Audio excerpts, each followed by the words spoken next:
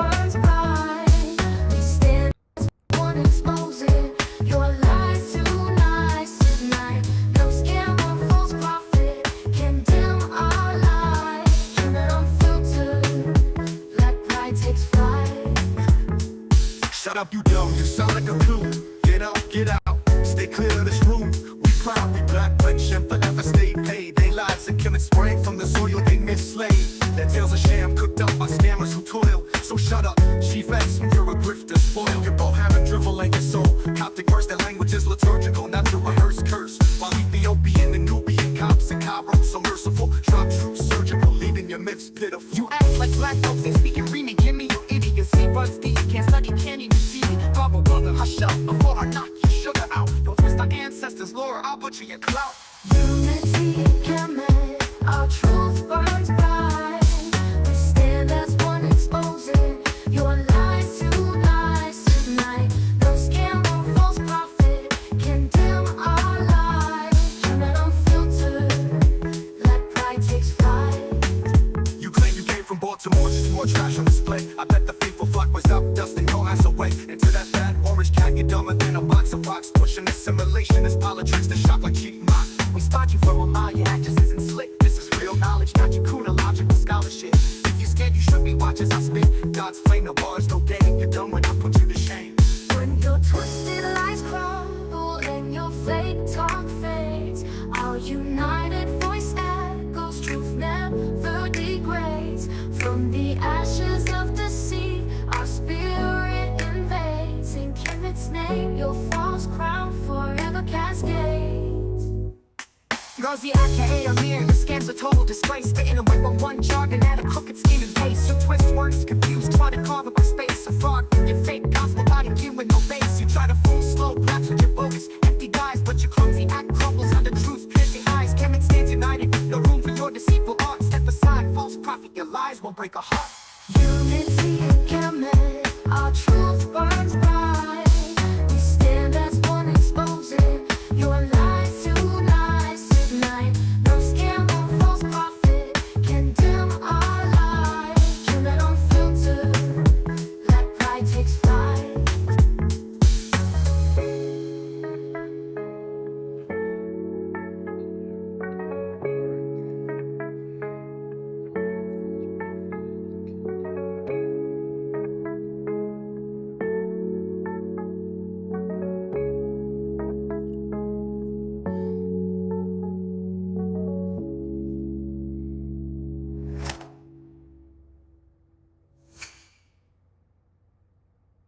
Unity in Kemet, our truth burns bright. We stand as one, exposing your lies tonight. No scam or false prophet can dim our light.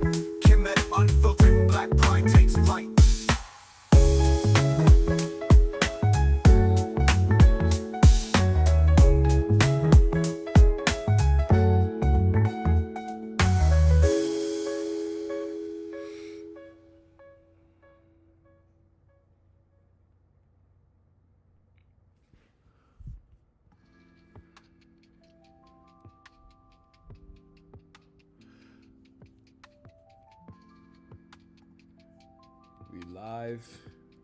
We live right now. Shout out to everybody in the building. Everybody, who's tuning in right now. This is gonna be our edition of Grassroots Garveyism. We got our special guest, Jabari Garvey, representative of the UNIA ACL.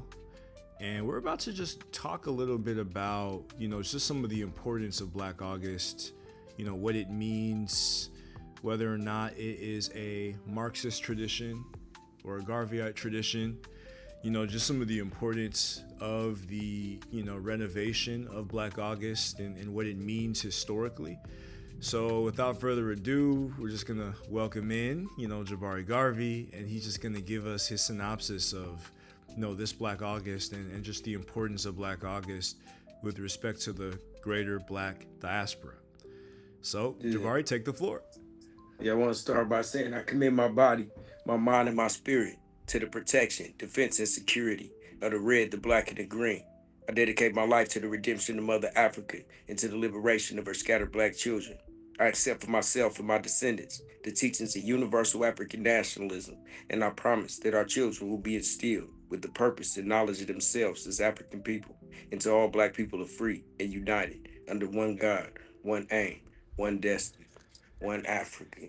Yeah, man, it's Black August, man. It's an exciting time of the year, you know what I mean? Black August is really black, you know what I'm saying? We got February, but Black August is everything, you know. It originated, 1971 prison struggle with George Jackson, where a man that got beaten basically, was getting into a fight with a white boy. He knocked the white boy out, and they shot, they shot and killed the brother. No warning shots in the prisons.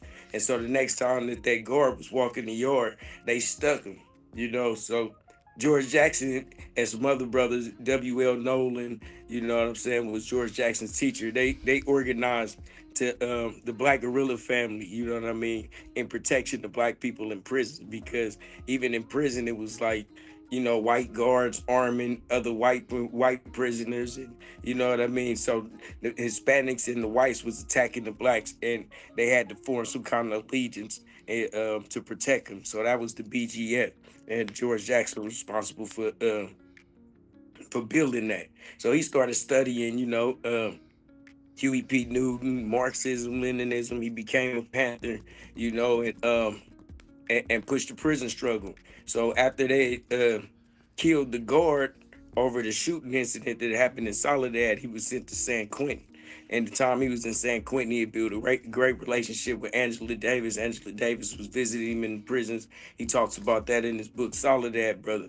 His brother, on August 7th, ran into the Marin City courthouse, with guns, and kidnapped the judge and a few other people in the courtroom, and armed some Panthers. And they tried to escape and use the judge, as ransom to get the Soledad brothers out, George Jackson and them. But the police shot the van up, killed the judge, everybody in the car except for a brother named Rochelle McGee, who wasn't a Panther at the time. He was just in the courtroom. But he was, fighting to help people with their cases at that time. So this historically where Black August comes from, you know what I'm saying? That happened August 7th, and then August 21st was the day of the gun, where they alleged that Angela Davis came into the visiting room, took a gun out of her afro, gave it to George Jackson, which in turn he put it into his afro, and on the way back to get locked up in his cell, the gun falls out his afro, and it ensues a fight, and which they ended up killing a lot of inmates. It was it was a big tragedy. And George Jackson runs out to a 30-foot wall that they claimed that he was going to try to hop over and escape. And that's where they assassinated him. And so this made the world go crazy. And even a couple days later, they took over Attica, the prison in New York. There's even a movie about it. So they took over the prison there and took people hostages and only let cameras in to show what was going on in the prison industrial complex, and how we was, even at the worst of the worst, even in prison, expose the contradictions in that. But we look at Black August as a Garveyite, as Huey P. Newton said, the Black Panther Party started in 1619 when the first Africans resist. We look at 1619 in Jamestown in August. That's when we were first brought to the so-called Americas, you know what I mean? And we fought all along, we fought on each inch of the continent, where they came at us. So Black August been historically, a time. Marcus Garvey birthday is in August, and the UNIA convention has been held in August since 1919.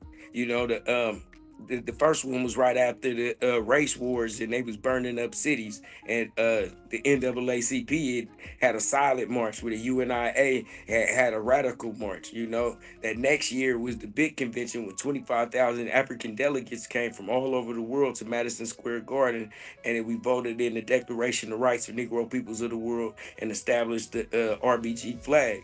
So, and this convention has been going on 67 years now. You see what I'm saying? We still we having a convention this year. The convention to be in Oakland in 2026. So it's like, you know what I mean? August has always been revolutionary for us. You think The day of the gun was August 21st, the day of George Jackson. But similarly, August 21st was the day that Nat Turner set it off. You know what I'm saying? Or the 22nd, that next day. You know what I mean? You look at the Haitian Revolution that happened in August. You look at Gabriel Prosser, you know, a forerunner of Garvey, who organized in August. And if it wasn't for people snitching on him, black people turning their back on black people, then he might have had a successful revolution. Yeah, so August historically been it, and even spiritually, you know what I mean? You think February is cold. You're not revolutionary in February. You know, we got February Black History Month, but more stuff, more activity happened in August. And you see even Julius Caesar and Augustus put their names in the month. You know, if you know anything about the Latin, September means seven. So September was the seventh month. They pushed it all the way back to the ninth month because Julius Caesar wanted to have a month, and then Augustus wanted to have a month, and they chose that time of the year to have their name, you know, venerated. So we know that spiritually, that's a very important time of the year, also, you know. So yeah, Yeah, I just wanted to harp on this one point because, you know, Lee Clinton in the comments, he's talking about how, you know, Black August is definitely not Marxist. And I know that black leftists, you know, they play this little game where anybody who's not, you know, a Marxist-Leninist or who's not solidly like a communist, they'll just call you a capitalist and they'll just call you like a right-winger. So can you like break down, like, because you mentioned George Jackson, but like what is the true, can you explain a little bit, but like what is the true ideological origin and core of Black August? Like, is this leftism or is there something more?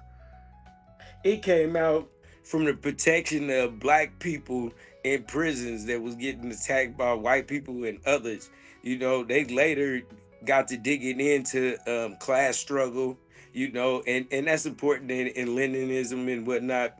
And so I guess the Black Panther Party was so-called Marxist Leninists. That's what they associated themselves as. So when you start talking about class struggle and things like that, then you can call it Marxism, but realistically, it was about, you know, the color of their skin was who they were. They were being attacked because they was African, not because of class. Everybody was in prison, you know.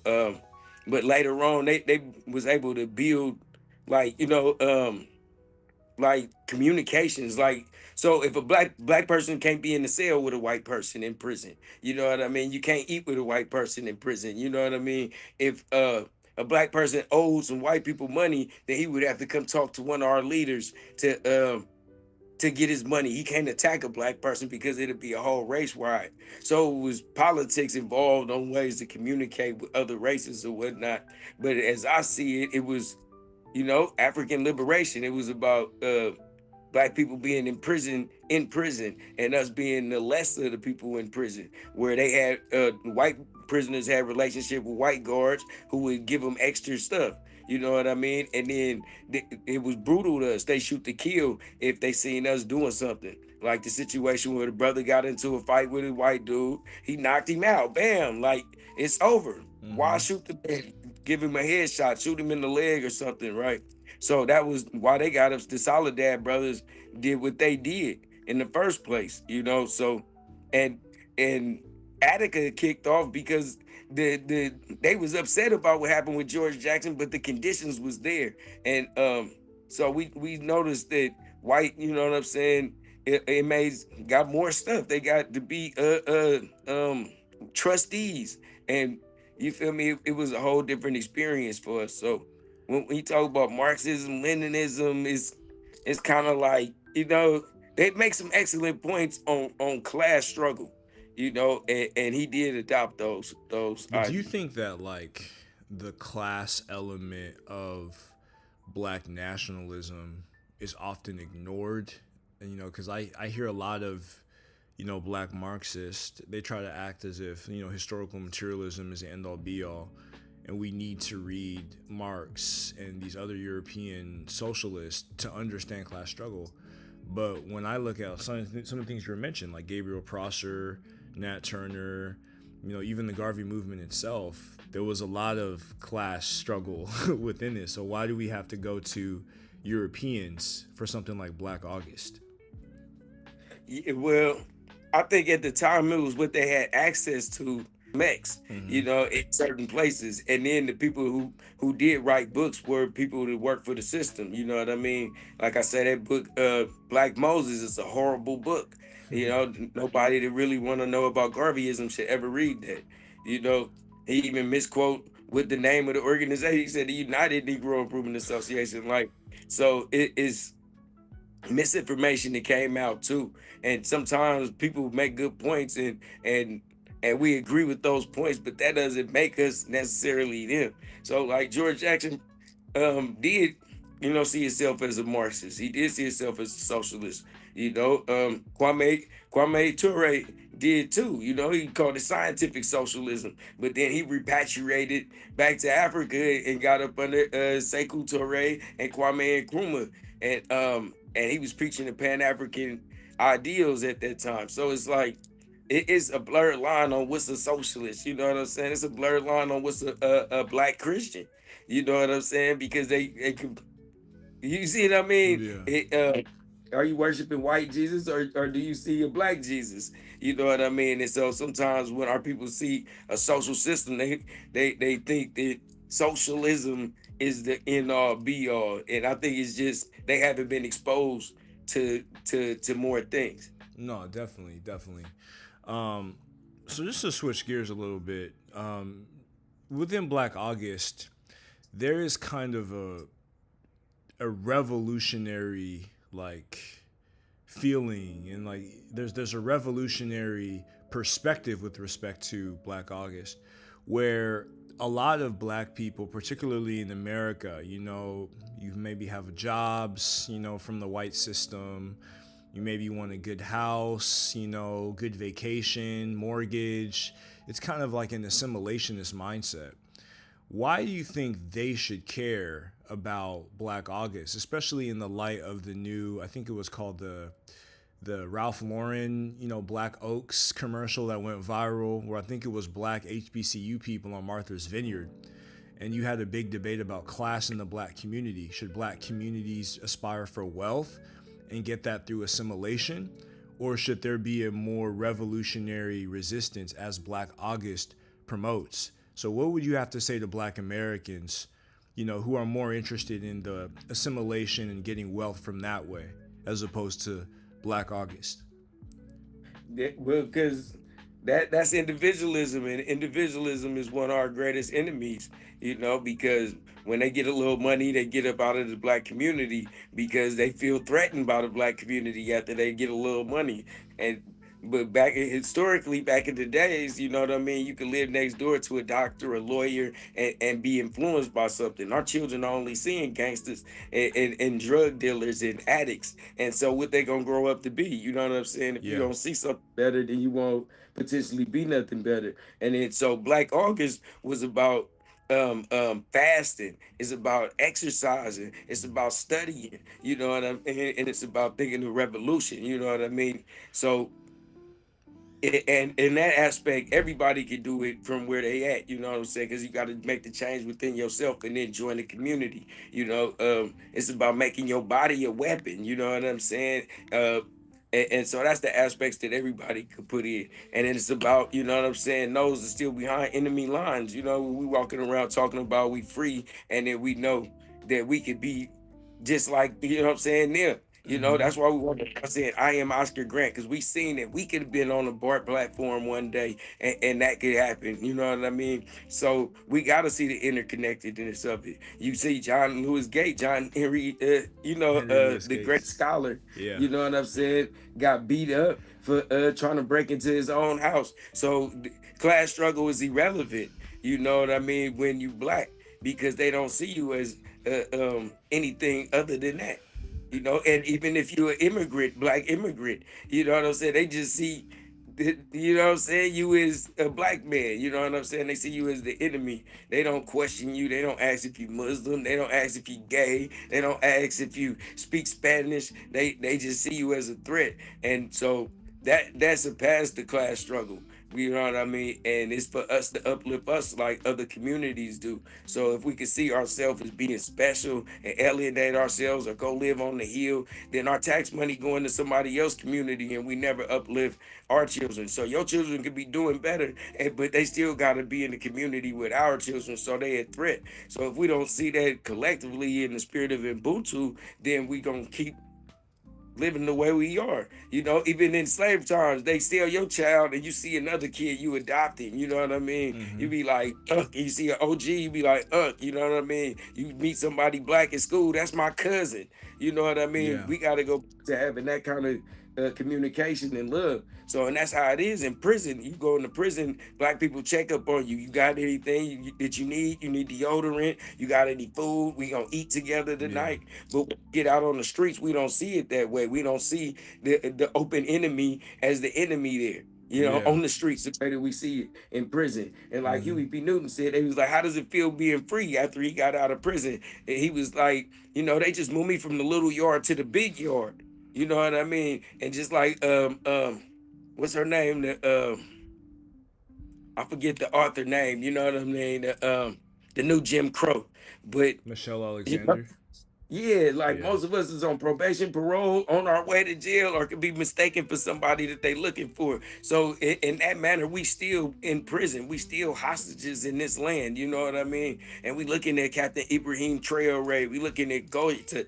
They saying come home. You know what I'm saying? Sierra Leone saying come home. Ghana, the year of return. So us as being, because we still hostages. We prisoners of war. You know what I'm saying? We lost the fight and they took people and we the descendants of prisoners of war. You know what I mean? When you want to call yourself native or African, you still a descendant of prisoners of war. And so we got to think about freedom. Where's our own land? Where's our king, our kingdom, our men and women in great affairs? We got to build them. We got to make them. And so that's what Black August is about. And we looking at Captain Ibrahim Traore. Man, I mean, Africa is liberating itself just like it was in the 60s. Oh, this is the new African independence movement. And this is Black August. And we need to be discussing it. We need to be getting our minds right. We need to be getting our bodies right. We need to be organizing with each other for something greater than us. And fasting is the best thing to do when you're trying to figure out what's the next steps. You know what I mean? And that's why we're trying to bring have a plebiscite in Oakland, California in August 2026. Because August is the time of the year for us to get it together. Yeah, no, definitely. And it kind of segues into, my next point in the sense that, Black August, as a Black engineer, like to me, it could be used to support Black institutions, Black doctors, Black lawyers, the so-called Black professional class, as well as, some of the more blue collar folks and some of the folks who are developing independent entrepreneurship within the digital age. One of the things that I noticed, though, which, you can state if you think that this is a Central Intelligence Agency or, the Alphabet Boys, is there's this trend. It started from like frustrations with hair braiders, but, people who identify as FBA, I call them the fecal brain assimilationist. They've piggybacked on the idea of boycotting all African or Black immigrant-owned businesses in the month of August. So how do you link that, or how do you parse that with the fact that Benin just opened their doors for all of the descendants of African slavery for citizenship, and you had Ciara, Lauryn Hill, and many prominent African Americans go there and start businesses and just start to build with the government of Benin.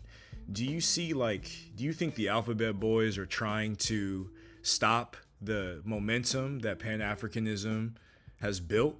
What do you think about that? It's definitely counterintelligence.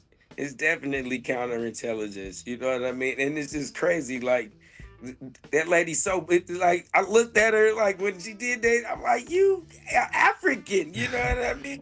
Your people probably are from Benin, you know what I mean? And it's just sick, we got them Langleys, we got those, you know what I mean?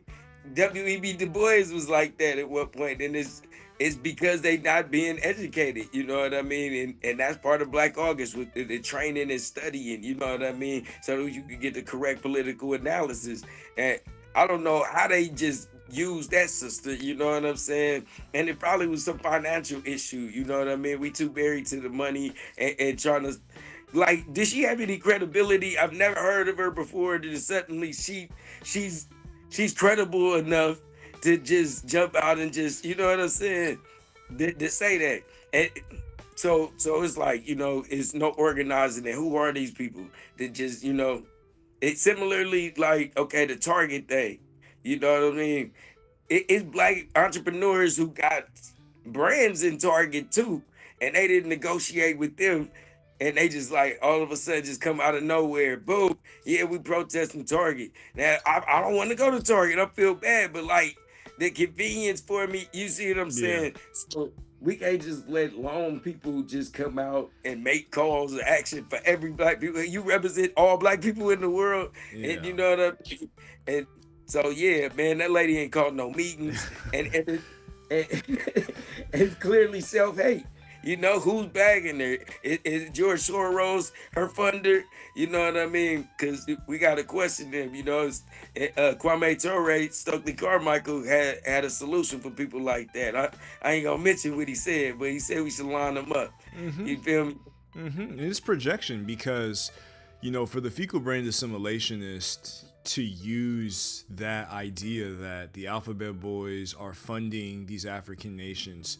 Look, you talk about Burkina Faso, Niger, Mali, Gabon, even though that was a palace coup, Benin opening their doors to African Americans. And it seems as if the nations on the African continent are actually moving forward to benefit the diaspora. That doesn't seem like something the alphabet boys would want. It seems like the alphabet boys would actually want to spark division and do what the fecal brain assimilationists are promoting. So what do you think about just the Sahelian states and just African nationalism on the continent in light of Black August? Like, what does August mean to these nations? Well, today, if I'm not mistaken, is Burkina Faso Liberation Day up under Thomas Sankara. So, you know, and Thomas Sankara said, you know, African liberation is nothing without the liberation of African women. You know, so for one, we looking at the president of Namibia, an African woman doing some amazing things. You know what I'm saying? Queen Nana, I can't pronounce her whole name, but seeing women being more boisterous and in the struggle. And if you think about the history of Black August, you know, some of the key figures of Black August, Asada Shakur, Afeni Shakur, you know, were women. Safia Bakari, you know, she escaped prison like 2 or 3 times. You know what I'm saying? Yeah. Strong women. So we got to recognize that, and we know that back in so-called slavery, you know what I mean, with Mama Sojourner Truth, the General Harriet Tubman, like, so we recognizing the leadership of women in the women's struggle. That's one major thing. You know what I mean? I believe a few days ago was Mali's Independence Day in 1960. I think Benin's Independence Day was on the 3rd. You know what I'm saying? So August in the 60s was important to the African liberation movement on the continent then too. And like I say, man, it was just put on pause. They killed Patrice Lumumba, they killed Malcolm X, you know what I mean, and others. And they put it on pause, and we picking it up right now. You know, Captain Ibrahim Touré being the re-embodiment of Thomas Sankara. You know, they planting trees up and down the Sahel, and they building the cities for us. And so that's the point, to have misinformation and keep us confused at the time when we should be most organized. Like, and even if you don't affiliate as an African, like, you know, think about the business prowess that we can have with them. Even if you want to call yourself a so-called American, even if you want to stay here, that business investments that you could be making with them. And this woman calling out some nonsense, you know what I mean? So we gotta check these YouTube people. You know what I'm saying? We should give her the Coon of the Week award. Maybe we should do a whole show on who the coons in the community is. So, because a lot of our people don't know who to trust. You know, they hear them, they got a large platform, so they seem like they trust it. But we don't know that they got bots you know what I'm saying, as friends. All them comments is coming from bots and they not real people. I remember a while ago with some sisters saying abort black babies. Like, if you have a baby by a black man, get rid of it. Like she not black herself. If you any baby you have is black. You know what Yeah, I'm it's a saying? You can't get self-hatred. past that. But it was a whole campaign on aborted black babies. I can't remember her name. Cynthia G. Um, yeah. And so we let them be the spokesmen of us. And Malcolm said way back in the days, you know what I mean? That entertainers and public figures are not shouldn't be the spokesman for black people. We gotta we gotta do better, man. No, And I definitely. can't believe they jumped on it. What would be the benefit for us to boycott Jollof rice? Like this lady's never had jollof. She never had fufu and goosey. Stop playing with me, man. Did they burn your suya? That's what happened. They burned her suya up, and she pissed off. So she can't take, and then black folks will take one experience and with some rude African and take that as the end all be all. It's 54 countries, and we like, oh yeah, them Africans. Like you had one bad experience, you know what I'm saying? Yeah. Or you seen them on TV. So we've been psychologically, we've been brainwashed just like they've been brainwashed against us. They think we all thugs and criminals. They be like asking me, where are you from? Like, oh, you different. Like, so I get that too, you know what I'm saying? But for that woman to be able to call that out and not be, you know what I'm saying, canceled the same day, Yeah. it's ridiculous. I mean, and to me, she came out and even said that she wasn't affiliated with FBA, but I think like the FBA people on TikTok were the ones who made her little boycott go viral. And there's a bunch of large content creators who are on the tap dancing Bojangles dance who started promoting it, like really, really big channels. So me and my wife, we decided to say, hey, let's just support black African businesses in the month of August and let's make that a thing. And then we really should be doing that. Oh, I think we lost him. Oh, there you go.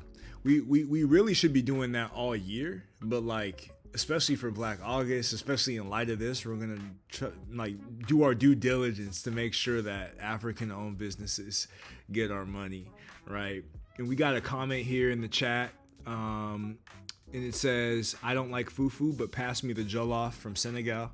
Oh yeah, I went to Atlanta and I had some jollof at the Senegalese spot in Atlanta, and it was like heaven. It was the best dish I've ever had. Like it was Senegalese. I know Nigerians try to act like they invented jollof, but like Senegal, like they have it down packed. They mastered jollof rice. You're mute, by the way. Like I think you're muted. We can't hear you. Catch you. I don't know what happened. We heard you perfectly before, but now we can't.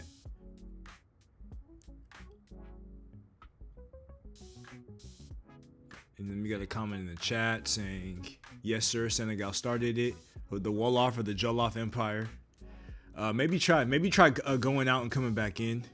I don't know what happened, but yeah." So in the comments, he also said, I think Eternal High Frequency said that FBA, the fecal brain assimilationist, do not represent the majority of African Americans. I don't know if it's good now. Say something. Yeah, I can't hear. Let me see if hold on. I might have it. Try again. Yeah, I don't know what's going on. I think that the Alphabet Boys may have knocked out the audio. If I say request, yeah, some weird happened. All of a sudden, you just couldn't speak anymore, or we just couldn't hear you, and it doesn't show mute. So we're about to figure out some of these technical difficulties a little bit. Yeah, it's crazy work right now. I hear something coming actually. I hear something, but I don't know if that's because we should be able to hear you loud and clear, but we can't right now.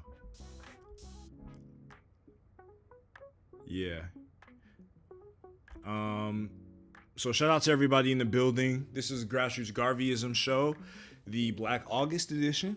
And as I said, if you like the show, you like the content, do your part in supporting a black-owned institution, black-owned platform. I posted the Cash App, in the description. There you go. I hear you now. Yeah. All right, for sure. Yeah. Uh, Oh yeah, man. Oh yeah, I don't know.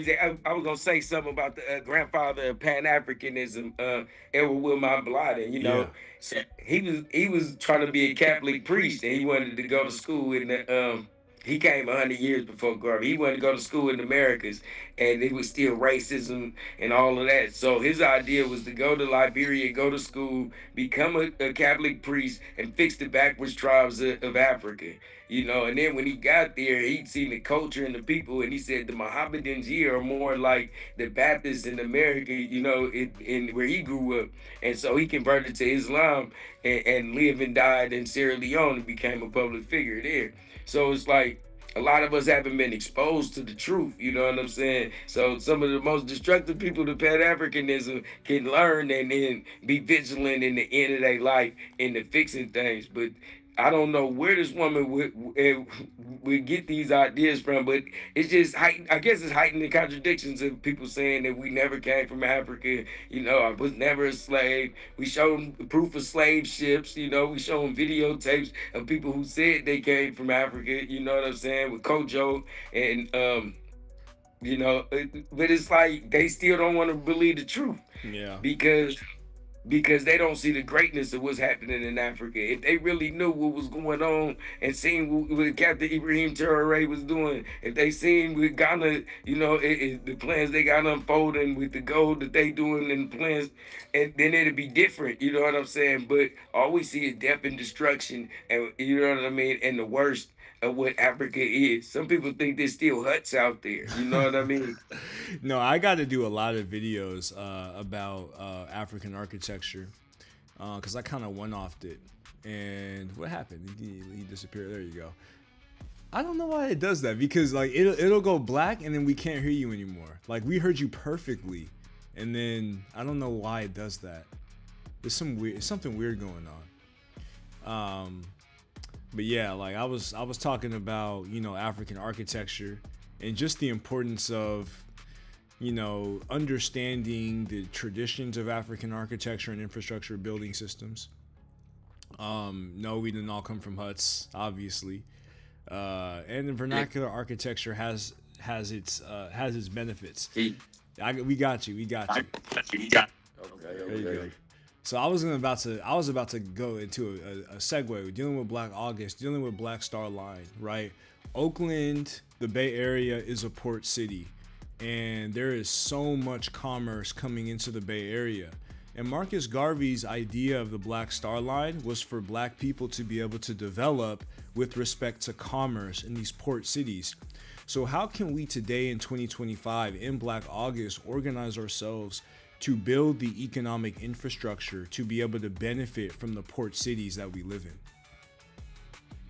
That's a beautiful question. And yeah, Oakland is a bigger port than San Francisco. You got to come to Oakland first. And that's why the UNIA strategically had a Liberty Hall not far from the Oakland Army base. You know what I mean? It's right there in West Oakland near 7th Street. So that's where the train and everything ran from. And he had that those plans. But right now, what's going on and them inviting us home is giving us action at these natural resources. They cutting natural resources off from other countries and making them get it in market value. This gives us as opportunities as investors and black companies to go in and make and negotiate and get better than what market rate is because they see us as family. They want us to be in the country. They want us to get citizenship and invest. So this is an excellent opportunity to go there as a business, and do business with them. A lot of people want to repatriate, but like you have to go there with something to build. Like, you know what I mean? And that's the point. Garvey said, You know, some black people, he didn't call for all black people to go to Africa. Some of them was no good here. They'd be no good there too. But it's a brother that I know. He has a construction company, and so he's out there helping. And they building the city. You know, they using recyclables. You know, plastic and using that to make bricks. You feel me? That's And awesome. so that's the type of things you can do in practical Pan Africanism, grassroots Garveyism. Um, invest as a business, and then you be able to get, you know what I'm saying? Like Hmm. people already selling clothes, but it's way more, you know what I mean, you could be invested in clothes.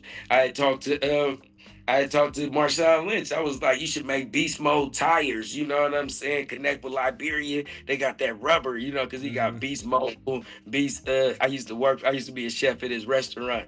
And I said it jokingly, but that's what we should be making moves like that, you know what I'm saying, and thinking bigger, and Hmm. and doing it collectively, you know. But we do have some UNIA members that's making bricks and building the community in Ghana for repatriates now, and we should be doing more things like that as a community, not just as the UNIA. No, that's what's up. And so like that's a really big part, just taking advantage of the cities that we live in, being organized, whether it's Detroit, Philadelphia, Atlanta, any city with a port or any city with major economic activity, connecting the dots is really, Yeah. really important. If you're a jeweler, connect with Sierra Leone. Go, you can Yeah. go get raw diamonds. You Real see what I'm diamonds. saying? If you would, so it's on you and what you do, making the connections, making those relationships, and you know what I mean? Because they rather do business with you, who is gonna live there and reinvest in Africa, and rather than somebody who's gonna send all the money to China or somewhere else. You see Yeah. what I mean? And then you think about it, you buy you some land in Africa, it's not no housing tax. You own that land forever. Yeah. So if you ain't do nothing in 30 years, your kids is going to inherit this land, and you know what I'm saying? And so that's what I recommend, that people uh, um, have dual citizenship and still do business and come back and forth, not just to just go somewhere you never been yet and just put all your eggs in the basket. It's about commerce, community. You feel me? Building that Black Star airline. You feel me? There's a bunch of black folks that got airplanes, but we haven't brought it together. So I'm glad they asked that question, because that's definitely should be on the Yeah, agenda. and I think, and you can correct me if I'm wrong about this, but I think that Kenya and Tanzania recently just like united their airlines. I got to double check about that. Either they united or they made it so that there's like no taxes or visas needed to travel. Yeah. So like that's a, and I'm gonna actually double check it as we speak about this. But on that point, there's another side of this, you know, Black August and repatriation, that a lot of people, you know, they don't like to talk about that. But you know, when a lot of people move over to Ghana, you know, what you have is, for the locals, they feel as if they're being priced out, and they feel as if, you know, the African Americans, you know, they're coming in and they're basically, you know, taking up, buying up land, raising prices, because a lot of the businesses, they want to accommodate the diasporans, and they kind of leave the locals out, you know, in the dark. So what do you think is a solution to, you know, ameliorate that problem and to unite, you know, both sides of the continent and the diaspora with respect to that? Yeah. You know, they talking about regulating the prices, you know, where people can't just, yeah, I know it's a problem. Like if you're a local and they think that some diasporans gonna like a shirt, they gonna mark the price up to where the locals can't never buy the shirt. You know what I'm Yeah. saying? They got a certain word for it. I can't call it, but yeah, that's why I think that that's what we got to do, regulate stuff, you know what I mean? They got to have some kind of regulations, but I think those are small problems that we argue about, you know what I mean? It's like you know, you go in America somewhere, you know what I'm saying, to try to buy something, and they think you got a little bit of money, they gonna mark the price up. So but yeah, it is a problem, you know what I mean? And but I don't think that should discourage us from wanting to repatriate. I think it's more of a problem because we don't have so much of a communication. It's like if you try to talk about somebody behind their back in another language and you realize they know it too. It's like, you know what I'm saying. So they see us as strangers because we not visiting as often. You know what I mean? We a lot of times our people come there as tourists. They come to party, drink, and hit the club. They not coming to see the ancestral sites to get in touch with the land. They coming to, most of the time. I mean, party. You Yeah, feel it's me? And Christmas so and New they see that, Year's. like, if you walking around looking like a lick, I'm gonna treat you like a lick. You Yeah. feel me? Like blood, just you feel me? He's spending all that money. I might as well get some of it. So I mean, I don't think it's a culture different thing. I think we do it here too.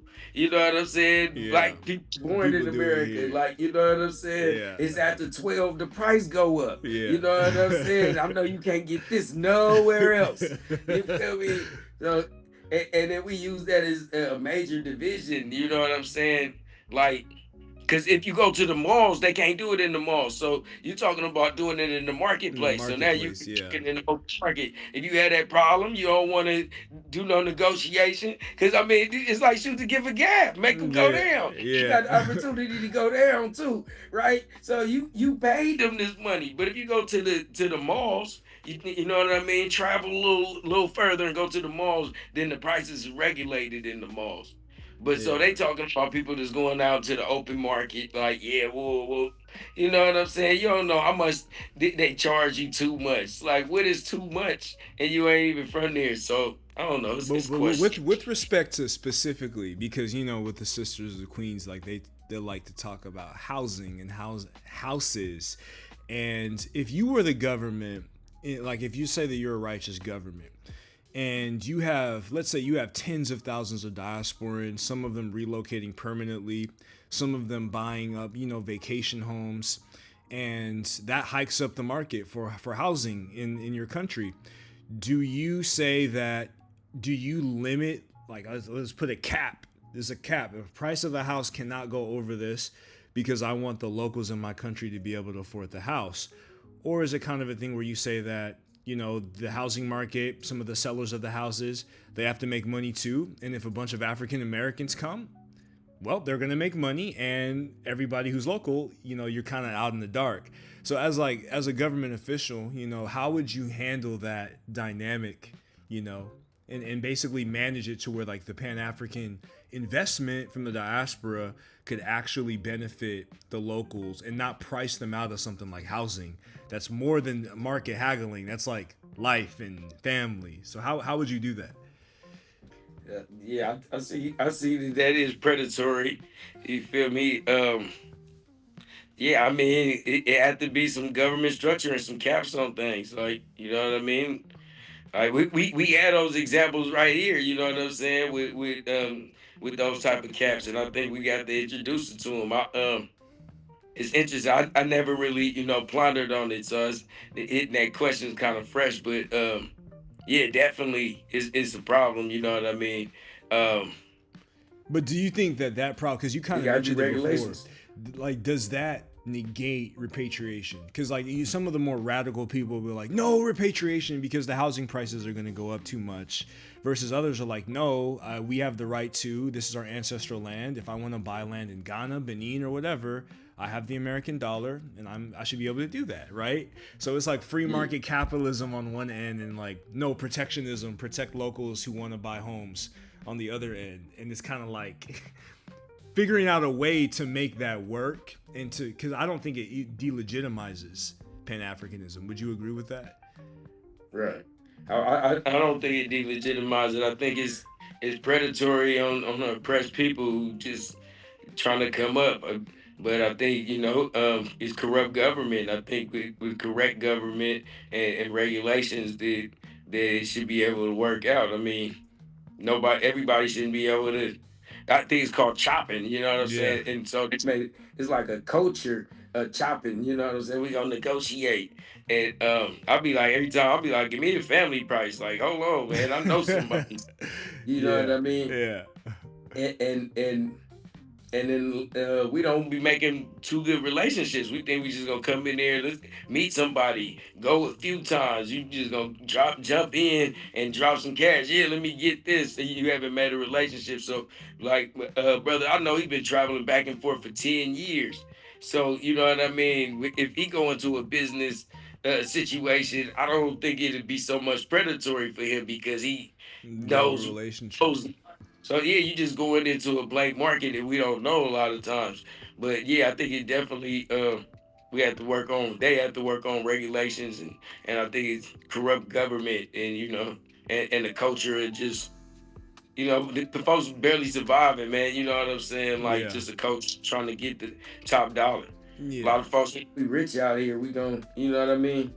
I think that's the importance of organizations, like having organizations like the UNIA, so like you can have strategic investments, kind of like governments like the Chinese government or the Russian government with respect to their country, a government that's more interventionist, so to speak. You could be like, hey, we want to invest in housing in Benin, but let's make sure that this doesn't screw over too many people, like that. And I got in the comments like, Uber price gouges all the time, nothing new. That's facts. From my understandings from Eternal High Frequency, unless you are a citizen, you can only buy land on a 99-year promise in Ghana. Sposa, I think I'm pronouncing that right. It's about trust, and they're out there. My mom found one in Zimbabwe, buying materials and shipping it into the States. Facts. So yeah. And then after the year of return, you feel me? Ghana got the prices went up in Ghana after the year of return because everybody's like Ghana. But because Ghana is a little more developed, there's more things to do. You're not too much in the rural area most of the time in the crowd, But we only looking at Ghana. What about Sierra Leone? What about Zimbabwe? You know what I'm saying? East Africa. You know what I'm saying? Yeah. Tanzania. Yeah. It's not too much conflict going on. You feel me? Yeah. Like so Ghana has a lot of I press. think some places got oversaturated. Oh yeah, Ghana is one of those places because it has a lot of press and promotion in the media and stuff like that. So when people think repatriation, they think Black Star Line, Ghana. That's like the number one thing that they think about. But look, you could get cheap prices in Gambia, you can in Niger, some of these more rural countries where nobody's talking about. You could live like I know someone who actually recently moved to Burkina Faso, and he's shocked about how cheap the prices are in comparison to America. So yeah, there's a lot of different countries that we can think about, and really, the more organization, the better, because then we come on the same footing, and then we could deal with them as a family as opposed to foreigners or outsiders. Yeah, Ghana is an English-speaking country as well. Yeah, that definitely helps for those that's from Eternal Frequency in the chat. So with respect to this, we've been on for about 50 minutes. Everybody hit that like and subscribe, show your support. We want to bring Jabari Garvey on very frequently. We're gonna have him have his own show, and eventually his own channel, when that time comes, and we're gonna be able to support him with that. So if you give support to Comgyverse, I posted the Cash App link in the description or in the chat. If you're liking the show, liking the commentary, please give us some support. And now we're gonna talk about another topic that's really, really booming in the social media internet streets, is the so-called passport bros, particularly like passport bros who go to Africa. Basically men, Black American men who are tired of the women in the States, and they're going to places like Kenya, they're going to places like Tanzania, they're going to African countries to try to find a wife. So like, how would you say that, Black August, Pan-Africanism relates to like international, passport type of relationships? That's deep. I mean, I don't know about relating to Black August, but I mean, Black love is an act of revolution. I mean, yeah, it's interesting. There's a lot of different. Do you think it's good or bad? I don't want to down the women today, so it's like a different attitude of the sisters today. You know what I'm saying? Yeah. And women in Africa, on the continent, been known to be more submissive, more loving, more catering to a man, where the women from the States have suffered oppression so much that they have to show more masculine traits. They have to be more more aggressive. And so with them having to face the turmoil in America, that they clash with male energy sometimes. And so these men say, rather than dealing with a sister that I can't get along with because we both had the same energy, let me go find a woman that's been raised to be a wife. Like, there's a lot of sisters that's working on themselves. You know what I'm saying? It's like Yeah. I'm working on me right now. You know what I'm saying? We're women on the continent want to be a wife. You know what I mean? And a lot of times they came from nothing, so they not hard to please. And so it's weird. I see a lot of older men do it also Yeah, too, and that's it be true. like, all right, man, you just spent your whole life. You gonna go get you a little 20-something-year-old? That's wrong. That's just wrong. You know what I'm saying? So, but I can understand why they do it, but like it is like to see like a 65-year-old with like a 22-year-old. It's just kind of like we know what's going on yeah, I'm there. like, man, bro. You know what I'm saying? Yeah, I don't want to be dating nobody my daughter's age. Like, I mean, it's ridiculous. But at the same time, I mean, if that works for them culturally, like, you know what I mean? This was I think I need cultural continuity. You know what I'm yeah, saying? When I'm talking, if I say what you talking about, Willis, I need her to know what I'm talking about. You know what I'm saying? I'm telling Mama. You know what I'm saying? I want her to be able to go back with me and reminisce on our childhood. Like, you know what I mean? And I don't know if I could actually do that with somebody from the continent. It'd be like it's still culture continuity, like TV shows where you grew hmm up, they ate growing up. You know what I mean? That I think that that's important in a relationship for me personally. yeah, To relate on them levels. But I don't have no problems with brothers that's like, you know what I mean? Bam, because that's what make them happy. You know what I mean? Um, like Michael said, black woman in America been the most disrespected, neglected. You know what I'm saying? And she had to be hard to survive, and some men can't take it. Yeah, I'm yeah, not one of them men. You know what I'm saying? Cuss me out, yeah. run the house. You know what I'm saying?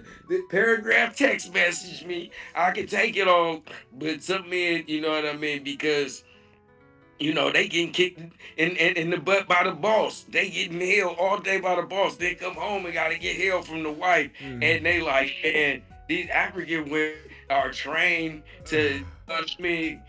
They grew up knowing how to care for and be wise. Yeah, widely submissive. Yeah, and it's a conversation, especially with feminism, in America, and just the different standards, because hypergamy is worldwide, and women want a man who can take care of them and who just has enough security. That's what makes most women feel loved.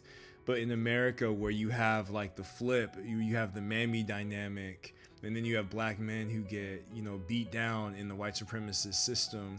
So you have like what uh, Francis Cress Welsing called the feminization of the black male. And in that type of dynamic, it's just kind of like it's like a lot of brothers feel as if they're not valued, they're not worth it, and for them it's a better bang for your buck, and it makes more sense. And it's like, if I'm a retiree, right, and I have a lot of money, I could easily go to this African country where most people are rural and then get a woman that is in bigger bang for your buck, so to speak. And I hate to use that term, but that's how they're thinking in terms of the transactional aspect of the relationship, and just the easier way around. And for the longest time, like, black women would always claim that these guys are going over there to get white girls or Asian girls or whatnot. But I've actually seen like quite a big of a boom of like black men going to Africa, particularly Kenya, in recent years. So yeah, I thought that was interesting. Just wanted to get your full take on it. And for me, it's been like Senegal, the Gambia, because I know a lot of Muslim brothers, and they like, well, they good Muslim women, and it's a great way to get completely immersed in the culture. You know what I'm saying? She's probably know the whole Quran by heart, speaks 7 languages. You know what I mean? Yeah. And from a big family, so she's more patient, and so some men, value that. They Like value you that. want that. But America taught us, you know what I'm saying? 3 kids, white pickets, we arguing over who make the most money. You know what I'm Yeah, saying? yeah, So, yeah, I don't have a problem with it.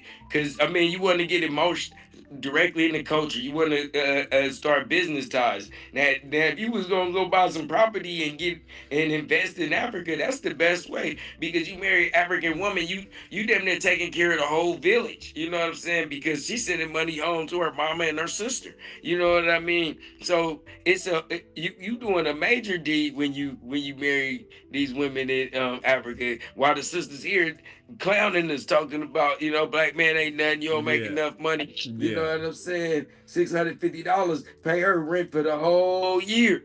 You know what I'm saying? yeah. Africa, I could pay I, No, that's facts. That's facts. I can pay your whole year rent right now, girl. You know what I'm saying? Like, so it's You can live. I mean, in Cameroon, all you need is like $100,000. You could retire. You could retire, and you could live your rest of your life peacefully with $100,000. Right. So it's just like the exchange rate. I think we lose sight of that. And that's super, super important. And there's just so many dynamics with respect to money, relationships, just development. And I don't think very many of us have understood the possibilities when it comes to relating with Africa, because we've been in an American matrix, and we don't see like the fact that a third of the planet by the end of the century will be on the African continent. And demographically, there's a huge advantage, which means gigantic economic opportunities for the next, 5, 6, 7 generations of our descendants if we play our cards right. Right. So what do you think about that in terms of the demographic growth, the different potentials, and then even the attempts by the United States and France to try to push abortion and other, lifestyles to reduce the population rate? Like, what should we do in order to make sure that we're being charted on the right path as far as the growth and unity of African people? Yeah, we need to have a plebiscite. That's why we planning a plebiscite in 2026. We need to have one black agenda. Like, you feel me? What are we on? We can't just decipher it as one person. We can't just say, yeah, we boycotting Africans, in August. Like, you feel me? Because it's so much potential. You feel me? Like, for individuals and organizations, it's like whatever you do, figure out where they make it at. If you want to have cell phones, figure out where, what I'm saying, figure out where the natural resource is, make the relationship, and it's not predatory because they need the resources that we have. We need the resources they have. It's an equal exchange. It's a better exchange than giving it to somebody that's gonna use the uranium to bomb them. You know what Yeah. I'm saying? That's the new narrative now that Captain Ibrahim Traore is trying to build nuclear power. Yeah. Like he want a bomb. They just want lights. You know what I'm saying? That's PG&E, nuclear power. You know what I'm saying? And so we need to figure out what investments we can make that serve us best here too. And it's a power exchange because we both benefit. No, that's most definitely like, and that's kind of, I'm pro nuclear. Using the Diopian Obenga model, I think nuclear energy could solve a lot of the electricity problems and just the energy problems in general. I'm pro waste to energy. I don't think landfills should exist. I think landfills, all the trash can be burned, and we could have an Africa with zero trash, but a super integrated energy infrastructure. So I don't really buy all the propaganda where they say, other states shouldn't have nuclear weapons. Look at Iran. Iran is trying to get a nuclear weapon because they know that it's a lie. Like, when the U.S. says, take away your nuclear weapons, it's just giving them a pretext to invade. But they never invade a country with nuclear. Like, they've never invaded North Korea, never invaded India openly, So I think that we should use all of the energy at our disposal. And I think it's funny how France is falling. As soon as Niger took away the uranium from France, which is like the majority, their economy's crashing. So I think that we should take notice of that and just use all of the energy and resources that we have for our own people. Yes, sir. Yes, sir. Yeah, man. Weapons of mass destruction. That's what they always say. That hey, Yeah, that's a pretext. So Buana says 650 US might not be enough in Ghana for rent. Facts. Ghana prices have increased. yeah, And yeah. But if you go to Sierra Leone or somewhere like that, you know what I'm saying? And boom, Freetown will take you. You feel me? Well, hmm I want to say too, in the idea of Pan Africanism. So we look at Robert Mugabe in Zimbabwe example. When he told the white folks to get out, the landowners to get out, then they asked for reparations. And so his ideal in black Americans coming back and getting citizenship there, we would be able to help them pay for the reparations to get them off our land, off in Zimbabwe. So like that's how practical Pan Africanism can work in getting rid of the colonizer. You feel me? Because we coming back with skills and policies that we know. We like in America, they have a rent cap. You could do that in America. So if more of us was there, we ain't gonna let it happen for too long. We gonna make things change by participating in the government, by participating with the people. I think that too often we go out there as individuals and not organizations and groups, and that's why people get preyed on because you look like a lick. yeah, if you look like it, you're gonna get taken advantage of. Doesn't matter what country you're in, north, south, east, Yeah. west. Like it doesn't matter. Like if you look like you're prey, the predator is gonna come. Yeah, if you married in and your brother-in-law go in to negotiate, he like, oh no, man, now I ain't paying that. You feel me? Like, no, I know somebody else. You feel me? Like you don't just go into somebody else's neighborhood prowling around. You find a local and make a relationship with them. And I think we need to be more willing to do that. We yeah. Yeah, could you? I mean, could you imagine like if there was like an investment fund with all black people who like collectively invested in like acres and acres of land, and you built a school, homes, roads, water treatment, all of the above. Like I could just see it happening right now, and the only roadblock is unity, because there's so many people, like you said, they're individual. You may be doing big on Wall Street. You may be having a big house next to white folks and whatnot, but like I look at Oakland, the Bay Area, it's probably the same in most cities. It's like divided black greatness. There's black greatness, but it's so individualized that it doesn't really mean much to the larger black collective. So I'm just like going off the top, and I just imagine like what that would look like if we actually had like true operational unity on a large scale. Yeah, if we had like tides, you know what I'm saying, the 2.5% of your income goes to the African Redemption Fund. No matter where you live in the world, it goes to this African Redemption Fund. You know what I mean? That would we'd be able to have programs wherever African people are at. Like what you need, we gonna go to this instead of the what's they fund called the UN fund or whatever. You know Yeah. what I'm saying? Yeah, that could definitely be a thing because by giving it a percentage, then it makes everybody able at whatever level you on. Mm-hmm. No, that's what's up. That's what's up. So, for those of y'all tuning in, this has been a show about Grassroots Garveyism, the Black August edition, with our special guest Jabari Garvey of the UNIA ACL. If you like the content, you'll enjoy the platform. Feel free to give us some support so we can keep bringing you this high value Pan-African nationalist content. So we've been on for about almost 80 minutes now, and we're going to give a chance for people to ask some questions for Jabari Garvey in the chat. And if there are no questions, I will let our esteemed guest close it out. So, BB Toomey, Leo Benzen, shout out to you.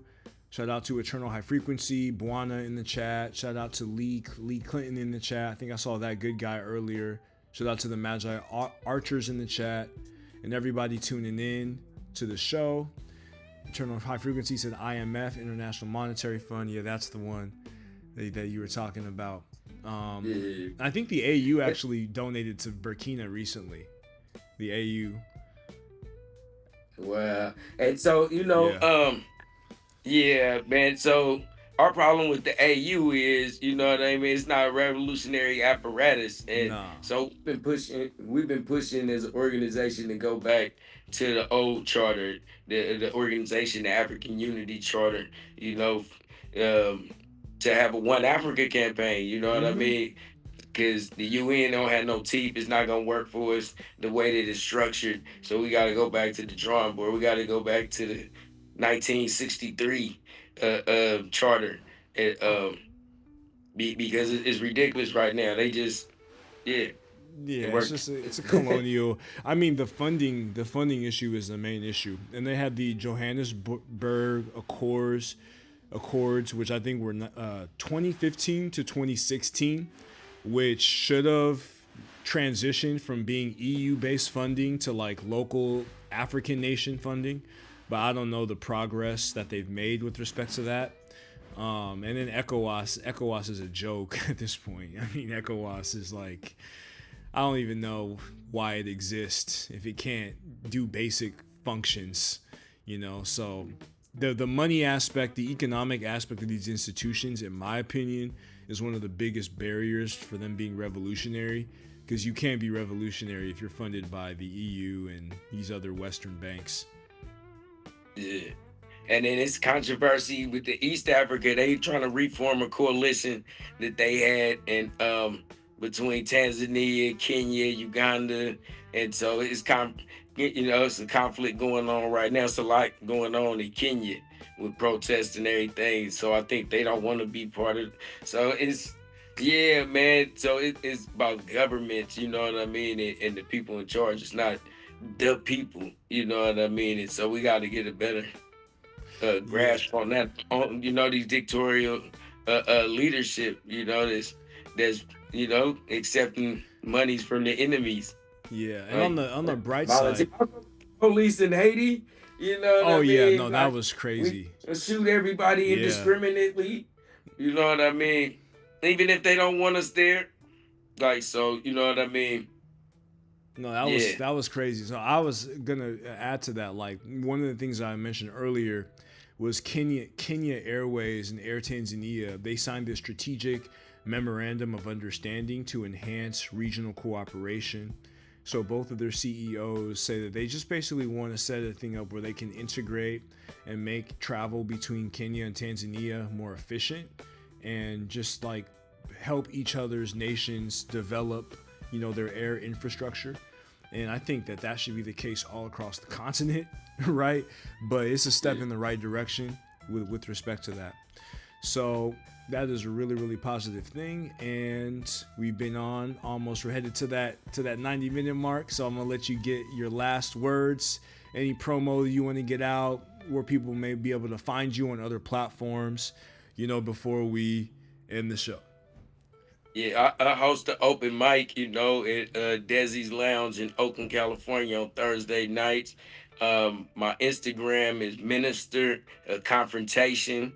My TikTok is Jabari Garvey and Jabari Shaw on Facebook.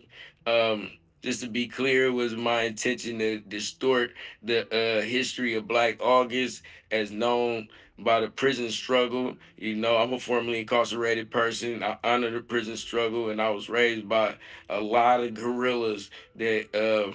Silverback gorillas, Gaidis, that was a part of the struggle over 30 years in the hole. And my point in this is how do we advance the struggle in 2025, looking at Black August as a prisoner on foreign land. We have to see our collective struggle and recognize that we not from here. We was born here, but our struggle goes way back deeper than that. Black August started August um, in 1619 when they brought us to America, and we've been resisting ever since. We got to continue to resist, and with the uprisings that's going on in Africa and them calling us home, it's just letting us know that Garvey is in the whirlwind, in the storm, and Africa will be liberated. Africa will be free, and it's gonna take you and me. That's what's up. That's what's up. So again, shout out to everybody in the chat. Shout out to Jabari Garvey for blessing the platform.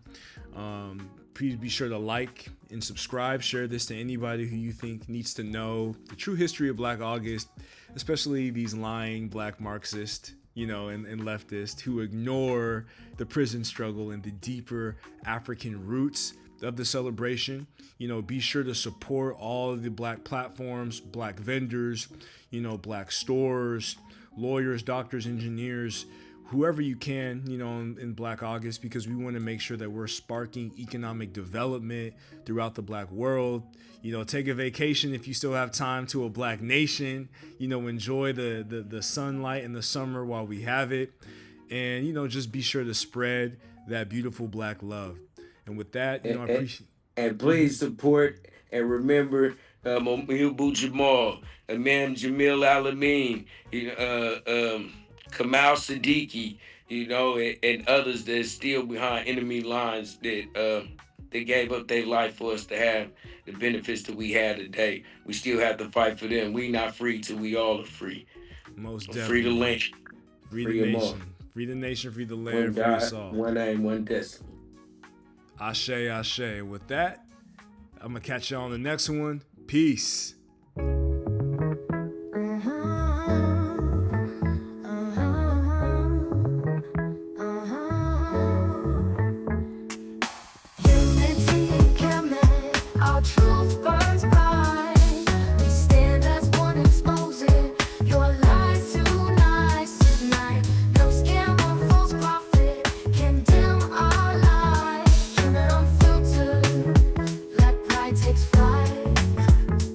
Shut up, you dumb, you sound like a coon. Get out, stay clear of this room. We proud, we Black, rich, and forever stay paid. They lies and killing spraying from the soil they mislaid. Their tales are sham, cooked up by scammers who toil. So shut up, chief X, you're a grifter, spoiled. Your Bohannon drivel and your soul. Coptic verse, their language is liturgical, not the rehearsed curse. While Ethiopian and Nubian cops and Cairo so merciful. Drop true surgical, leaving your myths pitiful. You act like Black folks ain't speaking Remy, give me your idiocy. Buds deep, can't study, can't even see me. Bubble brother, hush up before I knock your sugar out. Don't twist our ancestors' lore, I'll butcher your clout. Unity can make our truth burns bright. We stand as one, exposing your lies tonight. No scam, no false prophet can dim our light. Internet unfiltered, let pride take flight. You claim you came from Baltimore, just more trash on display. I bet the faithful flock was up, dusting your ass away. Into that fat orange cat, you're dumber than a box of rocks. Pushing assimilation is politics that shock like cheap mock. We spot you from a mile, your act just isn't slick. This is real knowledge, not your kuna logical scholarship. If you scared, you should be watching as I spit. God's flame, no bars, no game. You're done when I put you to shame. When your twisted lies crumble and your fake talk fades, our united voice echoes, truth never degrades. From the ashes of the sea, our spirit invades. In Kemet's name, your false crown forever cascades. Rosie aka Amir, the scam's a total disgrace. Spitting away on one jargon at a crooked scheme and pace. Your twist words confused, try to carve up a space. A fraud, your fake gospel body came with no base. You try to fool slow blacks with your bogus empty guys, but your clumsy act crumbles under truth's piercing eyes. Kemet stands united, no room for your deceitful art. Step aside, false prophet, your lies won't break a heart. Unity can make our truth burns bright. We stand as one, exposing your lies tonight. No scam or false prophet can dim our light. Internet unfiltered, let pride take flight.